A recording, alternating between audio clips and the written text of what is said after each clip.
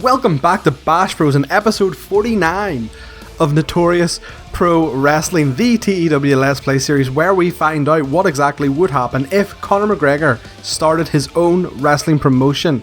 I am in a good mood.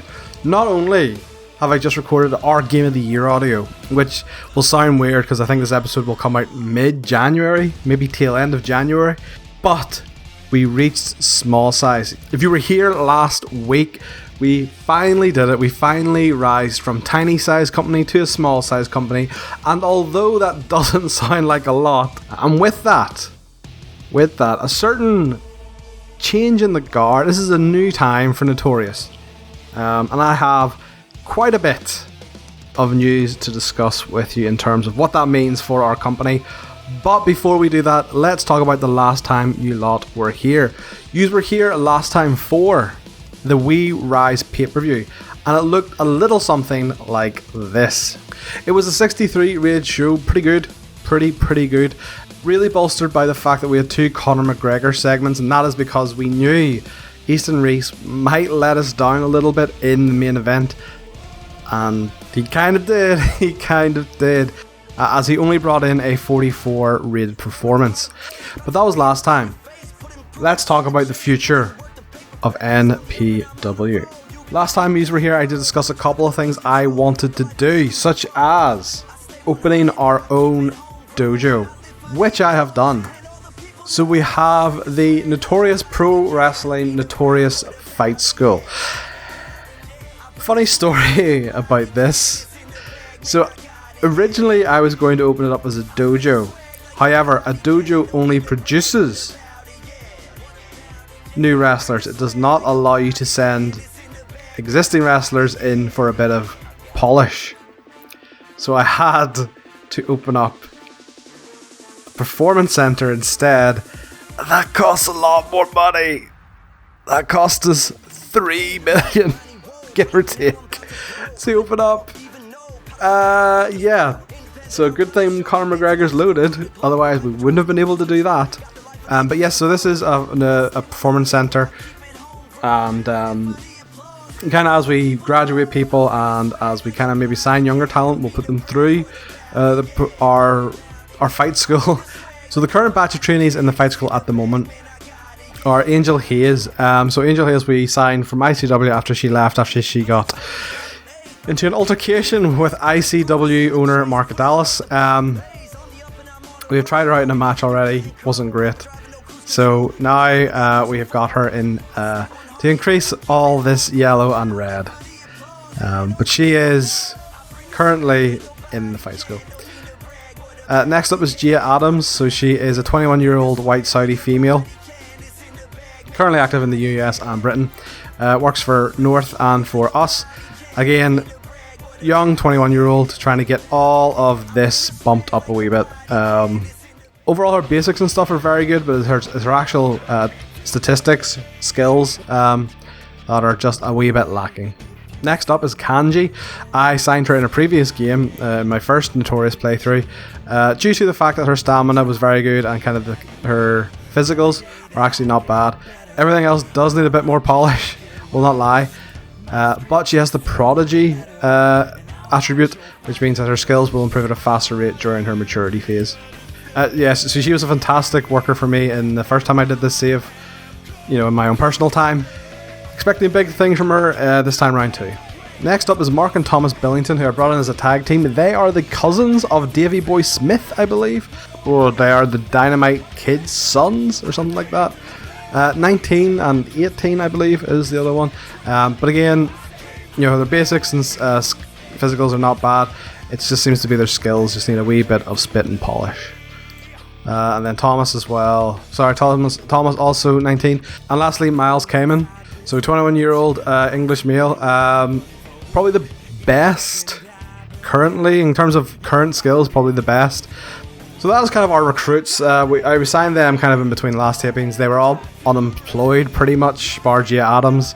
So they were very cheap to sign, like not even 50 a show, some of them. So I'm not sure if I can use them whilst they're attending the school.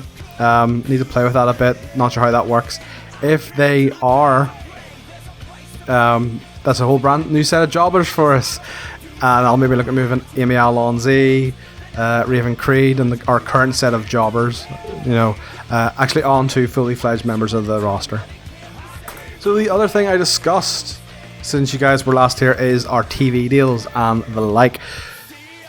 I wanted to get TV deals in America and Australia and Canada. I only got one of those. So yeah, currently our only other deal then I was able to get is actually with YouTube. Couldn't get anything in the US, couldn't get anything in Canada. So yeah, our weekly TV. So Wanted will be now broadcast on YouTube down in Australia. In terms of our pay-per-view, fight covers everywhere, although not particularly big. So I'm happy enough to stay with fight. Maybe until we get a couple more TV deals, and then we'll maybe look at getting actual pay-per-view providers.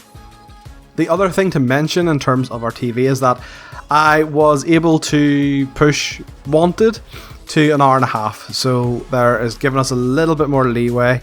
We'll be able to get more wrestlers onto the show.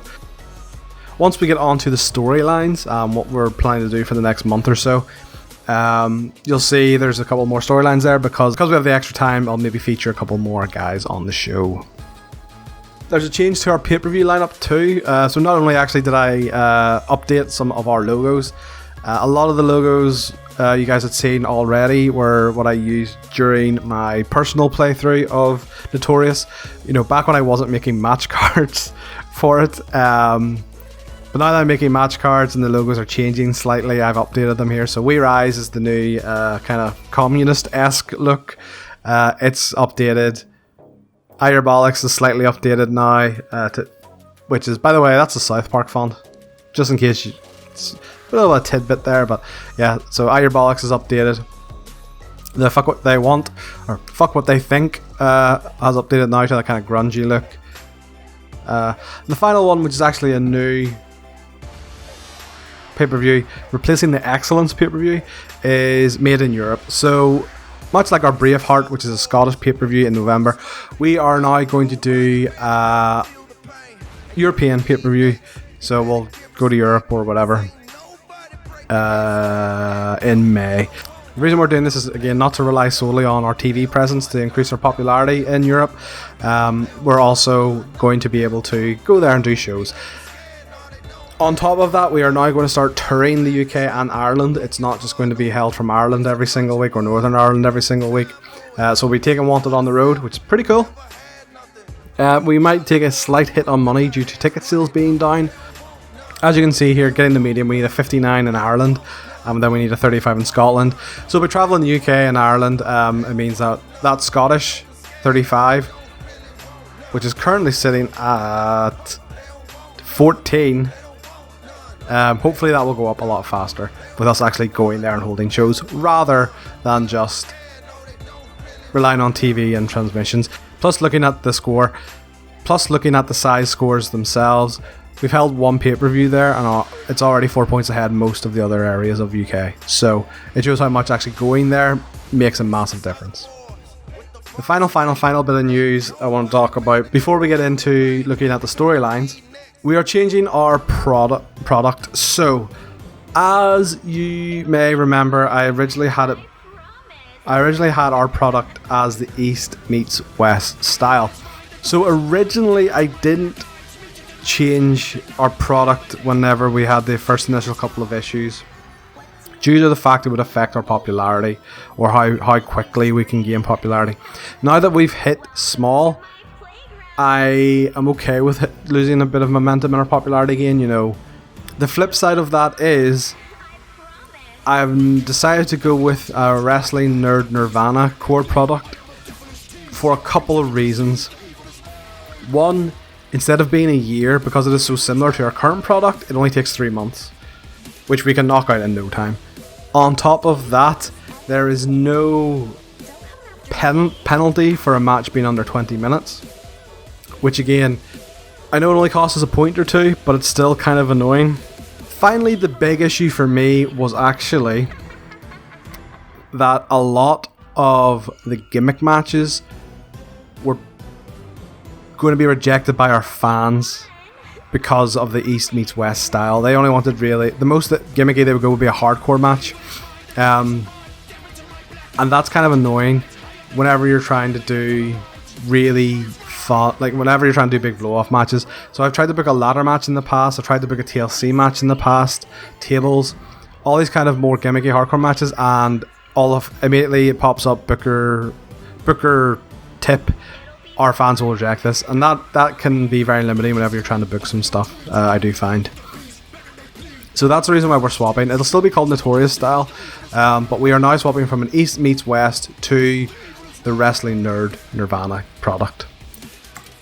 Right, that is all the news finally covered. Oh my god, it's like 20 minutes and we haven't even done storylines yet. Right, okay, so storyline. This is going to be a long episode. I am so sorry. Right, yeah, storylines going forward then, okay?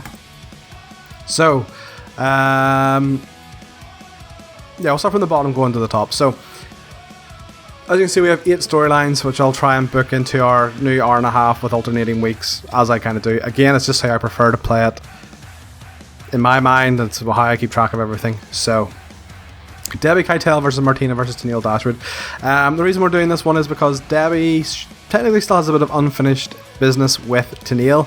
Daniel threw her to the wolves in terms of Martina and Gia Brookside when they slightly partnered up for a cup of coffee. So Martina's going to face Daniel, and then Debbie's going to get involved in that. Just to give them all something to do, a lot of our male competitors are kind of held up with the P12 tournament, so I thought, why not, we'll just have more women's competitors. But Daniel Dashwood's very good. She's scoring kind of 50 on the regular at the minute, so give her a bit of momentum. I think overall it'll be between her and Martina who's kind of really going to get the push in this month. Viper versus Zia Brookside. So this is a blow-off from... So this is a fallout due to Zia turning on Viper at the pay-per-view last time you guys were here, and she's doing Dynasty. So pretty much Zia is now going to start battering all the happy-go-lucky female competitors in the women's division. You know, the Irish Unicorn, Email on Z, the Queen of Strong Smile, I think that's her gimmick, Rachel Ellering. Just start battering them until Viper comes back and tries to get revenge on Zia for turning on her. It'll also be a good chance for us to see kind of how Zia is going to be as a heel. Proper 12, it's still currently ongoing. After the storyline rundown, I'll maybe give you a quick view of where the standings are currently. But it's still going well. I'm really enjoying it. Riho versus Maki Ito. So this is a spin-off from the Barbed Wire Dolls versus the Joshi Wrestlers, due to Mad Marley Quinn being injured and on the shelf for a year. Oof, still hurts to say. This is due to Riho she's going to now sign with the Greedo Talent Agency and feud with Maki. And Maiko's going to get involved too. Again, not a heel turn for Riho. This is just friends splitting up.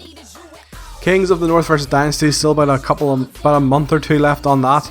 Aussie Open versus Grizzly Young Vets. This has changed after Aussie Open beat Lyco's Gym at the pay-per-view. So Grizzly Young Vets are going to get involved, pretty much saying Aussie Open, nah sons, you aren't getting anywhere in those titles. Those are our titles, we're getting them back. So that'll maybe about a month or two left on that one too. New feud for the Women's Championship. So Kelly Ray is back after her arm was broken. So we're going to play that into the storyline. So Kelly Ray is going to come back and keep trying to break Tessa Blanchard's arm. Going to steal a page out of NXT as Kelly Ray came back with a baseball bat recently. So maybe work that into your character. So her and Filthy Generation are going to be a thorn in Tessa and Dynasty's side, leading to a match between the two. Yeah, Kelly Ray is going to be like, yeah, you broke my arm, I'm going to break yours now. And then people might be surprised to see this one, Sonico versus Pentagon. So there's obviously been a lot of tension in that week stable. Technically not an official stable, but between Sonico, Pentagon and Jake the Snake.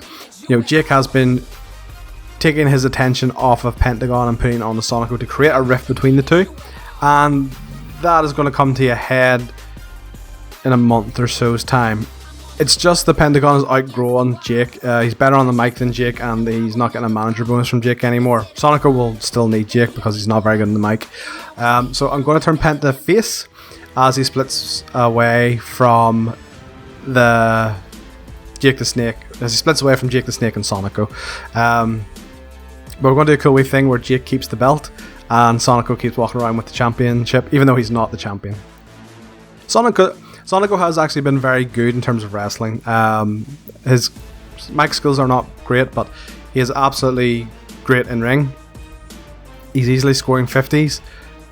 Might not be up to a 60 for the pay-per-view match that these two will eventually have, but still think 100% that he should be able to hold his own in a pay-per-view main event, hopefully. Right. Oh, okay. So that's all the new. Oh my god, we are half an hour already, and we haven't even booked the show. Oh my god. Right, that is the news. This is always going to be a long one since we've risen up to small size. I have to get everything out of the way. But yes, so nothing left to do now other than book the show. Okay, now we're back. And we are back coming at you from the City West Hotel. It is Notorious Pro Wrestling's Wanted. So one or two things to mention. So I dropped a couple of promos under the pre-show just so I could have a Conor McGregor promo on the main show to get a bump in our rating. And then I'm also looking towards, so Mark Haskins' debut gimmick was shite and ended up as an awful, so I'm actually going to swap his gimmick across, but you'll see that during the promo. In terms of the hour and a half, it works out really well for us. I was able to fit 4 matches on this, absolutely no bother, plus lots of promo time. And yes, tested on the pre-show match that I can indeed book people who are at the Performance Center. So Gia Adams there will be facing Keitel on the pre-show match. So let's start the show. In a backstage promo, Mark Haskins says he is ready to add another belt to his collection. So Mark Haskins at the minute has like 4 belts, and I'll show you them maybe afterwards. So I kind of decided to change him to a belt collector gimmick since they're so popular at the minute, with Kenny Omega and some of the other guys who are doing it. So it's absolutely worth him doing it here in MPW. 53 rated promo, which is good. I'm noticing though no bonus from having Vicky Haskins there, so I'm hoping she will add to his matches. She's not adding to his promos. I'm not going to turn the gimmick just yet, as it's only just happened, so we'll build up to that. Next up, a backstage promo. Dynasty are cutting a promo when Aussie Open interrupt and say they want a shot at the titles. Grizzly Young Vets then interrupt Aussie Open and are like, no, those are our titles, no one's getting a shot at them before us. Huge argument ensues, leading to an 8-man tag tonight, which is going to be Aussie Open and Kings of the North versus Dynasty and Grizzled Young Vets. 62, which is good. So in the pre-show match, in a bout that had decent reaction but subpar wrestling, Maki Ito defeated Gia Adams. Gia had a 19 and Maki Ito had a 59, which is awesome. Right, to open up the show, Easton Reese is out, and he says Doug lied to him. Doug promised that if he did exactly what Doug said, he would be a champion, and yet here he is with a gold around his waist. That's why he attacked Doug. Doug is a liar. Because, you know, heels are fucking crazy like that. Chris Hero, James Storm all come out because they want a piece of Easton Reese after what they did to their friend Doug. Then Penta comes out just because Penta likes crazy mayhem stuff, and he says, everyone's looking to fight. Hell, I want to fight. So at the pay-per-view, we are going to have a 4-way match for the belt. It will be Easton Reese versus Chris Hero versus James Storm versus Pentagon for the NPW title. Jake the Snake Roberts is throwing a fit, asking what the hell is Penta thinking. 62, which is very good. Next up, and about that had good heat and decent wrestling, Zia Brookside defeated Amy Alonzi with the Iconoclasm. Amy had a 38 and Zia had a 48. And the match was a little short to be viewed as important. 44 overall, which is okay for a mid-card match. Next up, Backstage, Maki Ito confronts Riho with Grado, asking what is she thinking, why is she, what's going through her head. They can sort this out, and Grado pulls Riho away, saying, look, her match is up next. So lots of bonuses there. So both Maki and Grado were awesome without scripts, and due to that we got a 73, which is fucking dope. Two of our best talkers going without a script and got a bonus on that. So Maki had been scoring kind of 60s by herself, and then Grado obviously doing it as well, got a massive bump too, so that is awesome. So next up, and about that, a good heat and decent wrestling, Riho defeated Nicole Matthews with a jumping knee attack. Riho had a 52 and Nicole had 38, but they don't click, and that lowered the score a bit. 46, so that's disappointing. Next up, Conor McGregor comes out and announces that going forward, Wanted will be taped across all of the UK. Yes, NPW is going on tour, starting with next week. 84 from Conor, which is good. Next up, holy frig, that's a lot to talk about, right? In a bout that had great heat and good wrestling, Aussie Open and Kings of the North defeated Dynasty and Grizzly Young Vets in 10 minutes. Because there are so many entrances, I could give them 10 minutes of actual wrestling time. Once Kyle Fletcher pinned Davey Boy. Right, Damien had a 43, Bonesaw had a 52, Kyle had a 55, Mark had a 53, Zach had a 56, James had a 55, Davey had a 52, and Joe had a 53. Only person there that didn't really pull his weight then was Damien. Everyone else was fantastic. And in the main event, in a superb match, Mark Haskins defeated Will Hobbs in 20 minutes with a cradle to the grave. Mark had a 64 and Will had a 51, 62 overall. That is great from both guys. That's the best Hobbs has performed, I think. And Mark, goddamn, Haskins, that's fantastic. That's like Chris Hero levels of good. So 62, which is great. That's like pay-per-view main event. That's awesome, beyond awesome. Thrilled by that. 65, which is belter show, absolute belter of a show. Two good promos. One wasn't even Conor, and it was still great. 73, and then 62 for the main event. That was a hell of a show. Genuinely chuffed by that. Start strong as a small and just keep going. This is just 60 after 60 after 60 is what I want to see. So one of the things then I actually noticed during booking is that I might need to I might need to hire another road agent and another referee, which is annoying because I just released Foxy, who's just been hired by Riptide. So we'll need to hire one more of those. So hopefully next time you guys are back, we'll do that. Other than that, there's no news to talk about. Great start to being a small company with a 65 rated show. Next time you guys will be back will be next week, where we continue our build to the Obsession pay-per-view.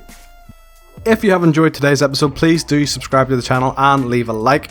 And if you have any ideas about any future feuds, tag teams, stables, or anything that you want me to book, let me know in the comments below and I will book it for you. With all that being said, I will see you next time on Bash Bros.